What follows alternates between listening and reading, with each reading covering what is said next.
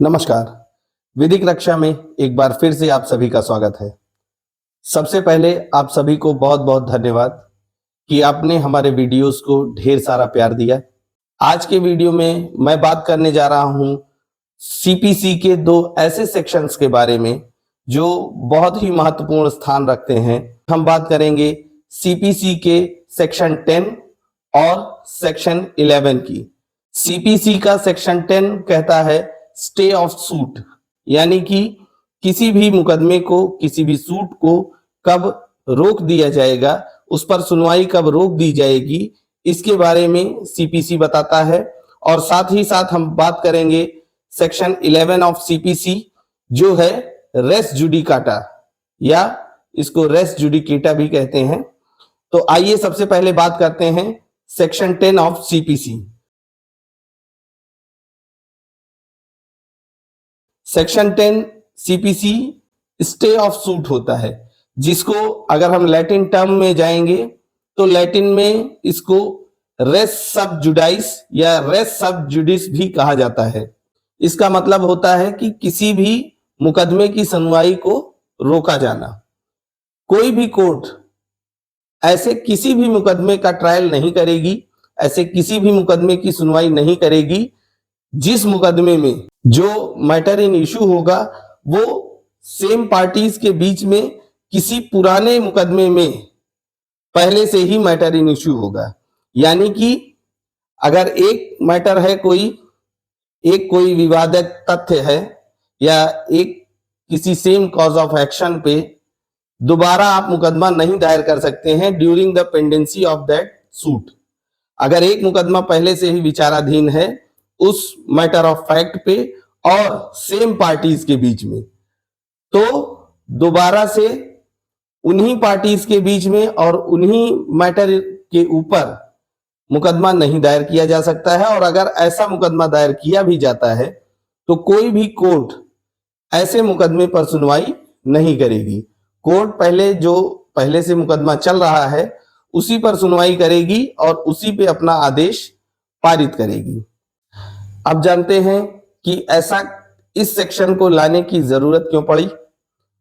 इस सेक्शन को लाने की जरूरत इसलिए पड़ी ताकि जो कोर्ट हो, जो भी कॉम्पिटेंट कोर्ट होगी, वो कोई भी सब्जेक्ट मैटर पर साइमल्टेनियसली एक, दो या उससे अधिक मुकदमों की सुनवाई ना करे और उस सुनवाई में लगने वाला समय जो है किसी अन्य मुकदमे की सुनवाई में लग सके, जिससे जो पेंडेंसी ऑफ कोर्ट है वो उसकी संख्या ना बढ़ने पाए।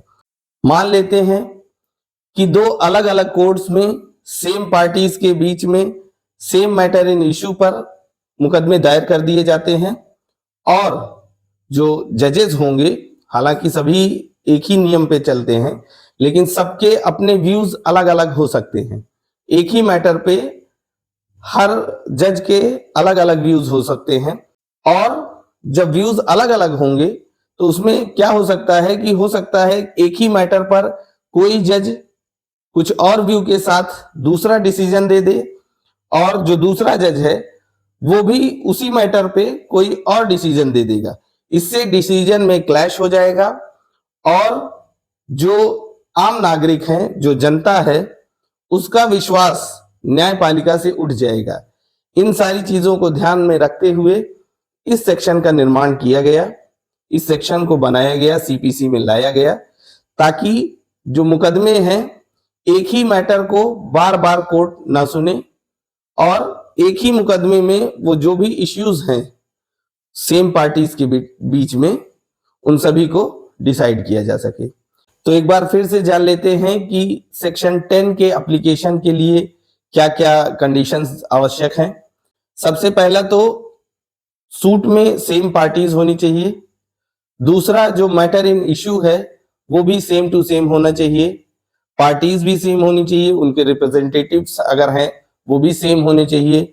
मैटर इन इशू है वो भी सेम होना चाहिए और जो कोर्ट, जिस कोर्ट में वो मुकदमा दायर किया जा रहा है वो कोर्ट भी सेम होनी चाहिए। यानी कि उसका जो जुरिस्डिक्शन है वो बराबर का होना चाहिए। यानी कि जैसे सिविल कोर्ट में अगर मुकदमा फाइल किया जा रहा है तो अन्य किसी सिविल कोर्ट में ही वो मुकदमा फाइल होना चाहिए, यानी कि कॉम्पिटेंट कोर्ट होनी चाहिए, बराबर की कोर्ट होनी चाहिए।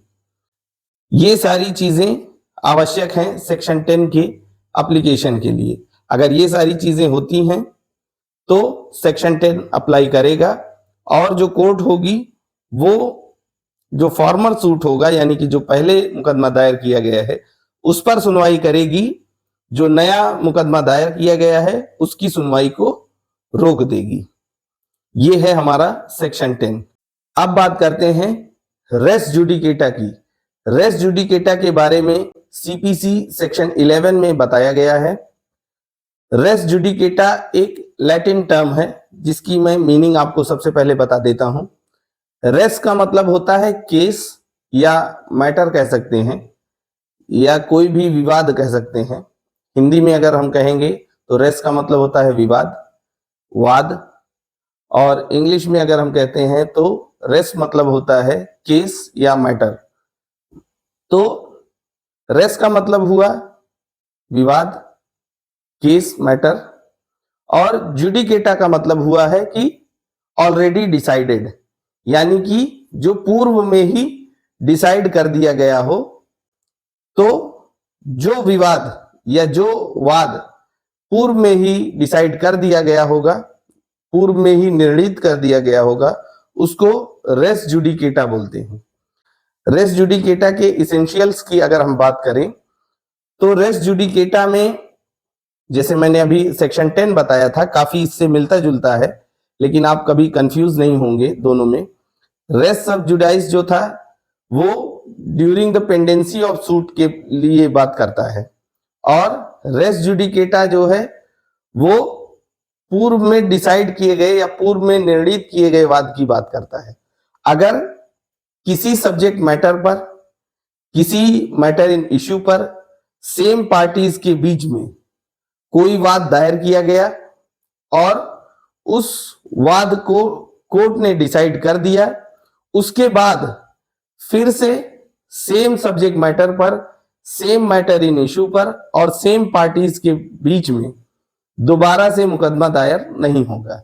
यहां पे सेक्शन 11 ऑफ द सीपीसी बार करता है। सेक्शन 11 ऑफ सीपीसी हमें रोकता है कि जो सेम सब्जेक्ट मैटर होगा उस पे बार बार सेम पार्टीज द्वारा मुकदमा नहीं किया जा सकता है। अब बात करते हैं रेस जुडिकेटा के इसेंशियल्स की। रेस जुडिकेटा के इसेंशियल्स में सबसे पहला आता है मैटर इन इश्यू, यानी कि जिस सब्जेक्ट मैटर पर प्रीवियसली सूट इंस्टीट्यूट किया गया था, यानी कि पुराना मुकदमा दायर किया गया था, वही सब्जेक्ट मैटर या वही मैटर इन इश्यू जो फॉर्मर सूट है उसमें नहीं होना चाहिए। वही विवादक जो तथ्य हैं वही नए वाले सूट में नहीं होने चाहिए।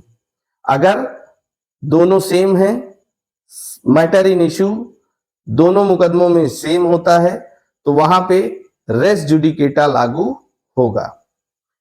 इसके बाद जो दूसरा आता है वो है पार्टीज।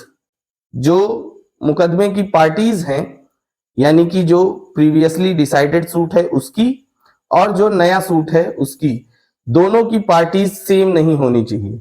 अगर दोनों पार्टीज सेम है, प्रीवियस सूट की और करंट सूट की, तो यहां पर भी रेस जुडिकेटा अप्लाई होगा। तीसरा आता है सेम टाइटल, यानी कि same subject matter, same parties और इसके बाद सेम टाइटल, यानी कि जो पार्टीज हैं, अगर सेम टाइटल के लिए फिर से सूट लाया जाता है, जो कि प्रीवियसली जो सूट था उसमें भी सेम टाइटल था और नए सूट में भी सेम टाइटल है, तो यहां पर भी रेस जुडिकेटा अप्लाई होगा। इसके बाद बात आती है कॉम्पिटेंट कोर्ट की, यानी कि सक्षम न्यायालय की। सक्षम न्यायालय वह न्यायालय होगा कि जिसमें जो प्रीवियस सूट इंस्टीट्यूट किया गया है उसी लेवल का जो न्यायालय होगा वो अगला न्यायालय भी होना चाहिए, यानी कि अगले मुकदमे में जो न्यायालय होगा वो भी उसी लेवल का न्यायालय होना चाहिए। जैसे अगर सिविल कोर्ट में एक मुकदमा दायर किया गया है और वहां से वो मुकदमा डिसाइड हुआ है, तो सिविल कोर्ट में ही फिर से सेम सब्जेक्ट मैटर पर, सेम मैटर इन इश्यू पर, सेम पार्टीज के बीच में सेम टाइटल के लिए वो मुकदमा दायर होना चाहिए। अगर ऐसा होता है तो ऐसी परिस्थिति में रेस जुडिकेटा अप्लाई होगा।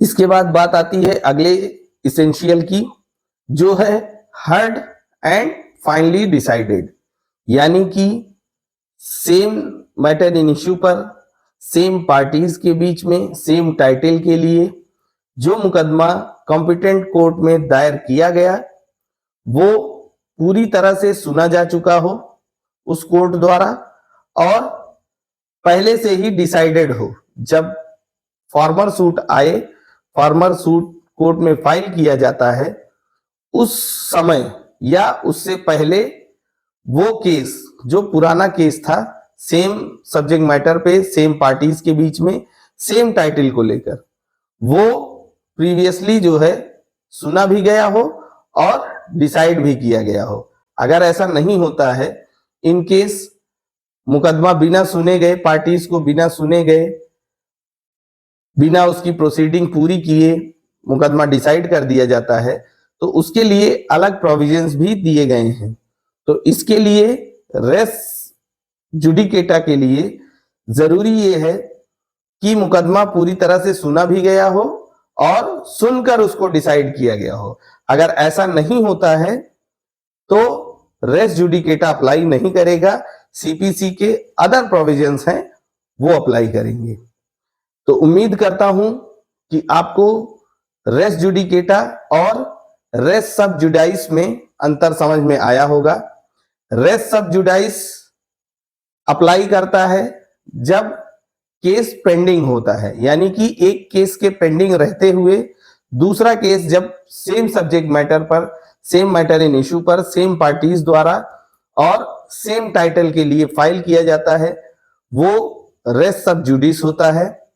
और अगर फॉर्मर सूट डिसाइडेड है पहले से ही, एक मुकदमा पहले से ही सेम सब्जेक्ट मैटर पर, सेम पार्टीज के बीच में, सेम टाइटल के लिए पहले से ही डिसाइडेड है, उसी सब्जेक्ट मैटर पर दूसरा मुकदमा लाया जाता है, तो वो रेस जुडिकेटा की श्रेणी में आता है। उम्मीद करता हूं आप सभी को ये अंतर समझ में आया होगा कि रेस सब जुडिस क्या है और रेस जुडिकेटा है। इसी तरह से लॉ से रिलेटेड वीडियोस को देखने के लिए विधिक रक्षा चैनल से जुड़े रहें, बने रहें हमारे साथ। मैं आपको समय समय पर ऐसे ही लॉ के जो इंपॉर्टेंट टर्म्स हैं उनके बारे में आप सभी को बताता रहूंगा। आज के वीडियो में इतना ही। उम्मीद करता हूं आपने बहुत कुछ सीखा होगा इस वीडियो से। तो मिलते हैं आप सभी से अगले वीडियो में। तब तक के लिए मेरा निवेदन यही है कि इस चैनल को अपने मित्रों के पास ज्यादा से ज्यादा पहुंचाएं, जिससे हम जल्द से जल्द ग्रो कर सकें। तो इसी निवेदन के साथ मैं इस वीडियो को समाप्त करता हूं। मिलते हैं आप सभी से अगले वीडियो में। तब तक के लिए नमस्कार।